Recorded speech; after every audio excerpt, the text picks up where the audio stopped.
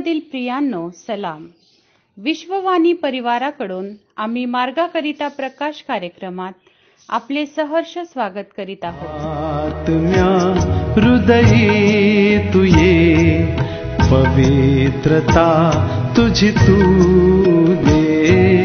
आत्म्या हृदयी तू ये, पवित्रता तुझी तू दे. क्षमा तू कर मला, लागू दे तुझा लळा. हो हो हो, क्षमा तू कर मला, लागू दे तुझा लळा. अनुग्रह मजला पाहिजे, सामर्थ्य मजला पाहिजे. अनुग्रह मजला पाहिजे, सामर्थ्य मजला पाहिजे.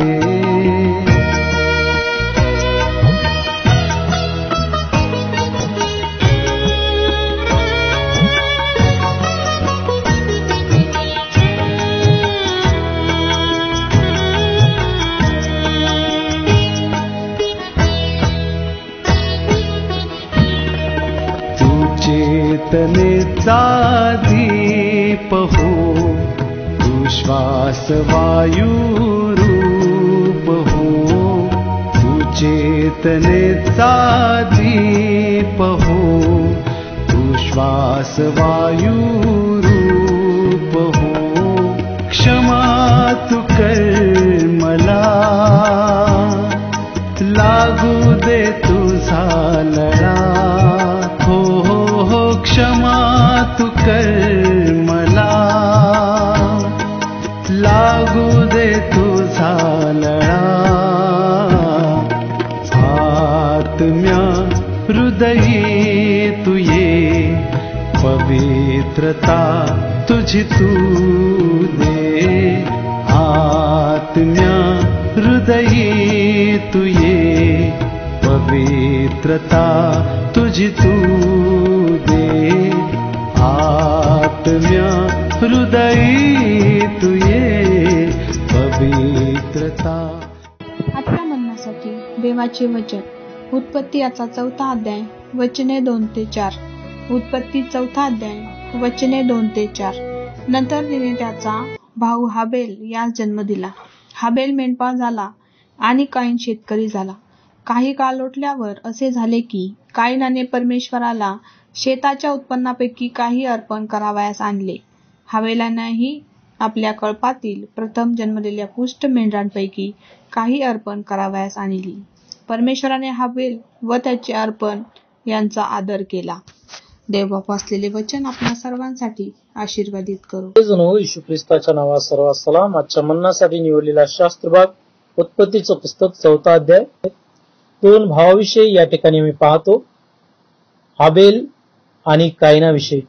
हाबेल हा मेंढपाळ होता आणि काईन हा शेतकरी होता, आणि त्या दोघांनी परमेश्वराला त्यांच्या उत्पन्नातून अर्पण आणले. आणि हाबेलाने आपल्या कळपातील प्रथम जन्मलेल्यातून म्हणजे त्याच्यातल्या पृष्ठातून काही अर्पण आणले. परमेश्वराने हाबेल व त्याचे अर्पण याचा आदर केला, परंतु काईन व त्याचे अर्पण याचा त्याने आदर केला नाही. म्हणून काईन संतापला व त्याचे तोंड उतरले. या ठिकाणी आम्ही पाहतो दोन्ही भाऊ, एक शेतकरी आणि एक मेंढपाळ, आपापल्या उत्पन्नातून त्यांनी परमेश्वराला अर्पण आणले. परंतु या ठिकाणी मी वाचतो की परमेश्वराने हाबेल व त्याचे अर्पण याचा आदर केला, परंतु काईन व त्याचे अर्पण याचा त्याने आदर केला नाही. माझ्या प्रियानो, परमेश्वर अर्पणाने खुश होत नाही, परंतु ते अर्पण आम्ही कशा प्रकारे आणतो हे परमेश्वराला ठाऊक आहे. जर आपलं मन स्वच्छ नसेल तर आपलं अर्पण परमेश्वर स्वीकारणार आहे. देवाच्या वचनात लिहिलेलं आहे, जर तुझ्या मनात कोणाविरुद्ध काही असेल तर पहिले जाऊन त्याची क्षमा कर, आपलं अर्पण तिथंच ठेवून दे आणि नंतर जाऊन ते वेदीवर चढव.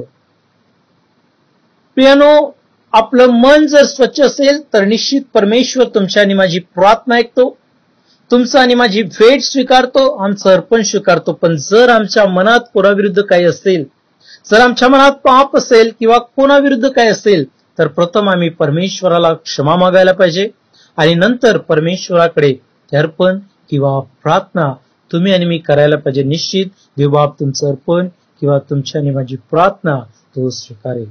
या आपण प्रार्थना करू. स्वर्गीय देवबाप्पा, येशू ख्रिस्ताच्या नावात तुझ्या दयेच्या सम्मुख येऊन तुला धन्यवाद देतोय प्रभू. परमेश्वप्पा, तुझं वचन सांगते की तू अर्पणाने बलिदानाने खुश होत नाही, पण परमेश्वप्पा आमचं मन, आमचं अंतःकरण जर साफ आहे परमेश्वप्पा, तुला प्रसन्न करणार आहे तर तू निश्चित खुश होतोस. देवबाप्पा, मी प्रार्थना करतोय, जे काय आम्ही तुला अर्पण करतो, आमची प्रार्थना असो, आमचं दान असो, आमचं अर्पण असो, परमेश्वप्पा खऱ्या मनाने, खऱ्या अंतःकरणाने तुला अर्पण करण्यासाठी तुझी कृपा करो. कुठल्याही प्रकारचं पाप नाही, पण परमेश्वप्पा पवित्रतेने ज्या वेळेस आम्ही तुझ्याकडे जे काही अर्पण करतो परमेश्वप्पा ते तू स्वीकारतोस आणि खरोखर परमेश्वप्पा त्याचा तो आदर करतोस परमेश्वरा.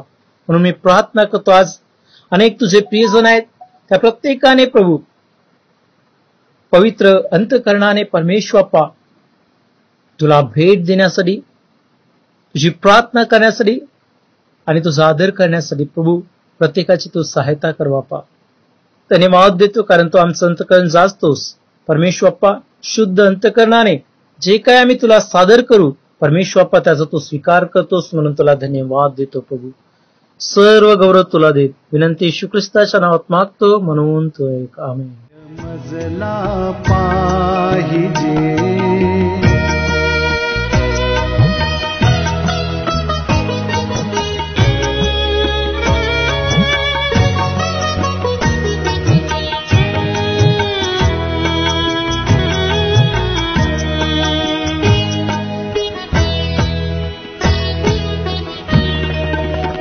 चेतनेचा दीप हो, तू श्वास वायू रूप हो.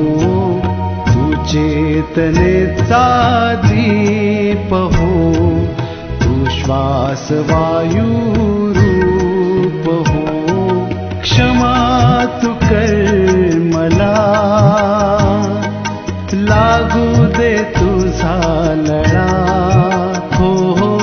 क्षमा तू कर मला, लागू दे तुझा लळा. आत्म्या हृदयी तू ये, पवित्रता तुझी तू दे. आत्म्या हृदयी तू ये, पवित्रता तुझी तू दे. आत्म्या हृदयी तू ये, पवित्रता तुझी तू दे. माझ्या दुःखात माझे सांत्वन हे आहे की तुझे वचन मला नवजीवन देते. आमचा टोल फ्री नंबर 1-800-2700-333. आम्ही आपणासाठी या नंबरवर प्रार्थना करण्यास उपलब्ध आहोत. धन्यवाद.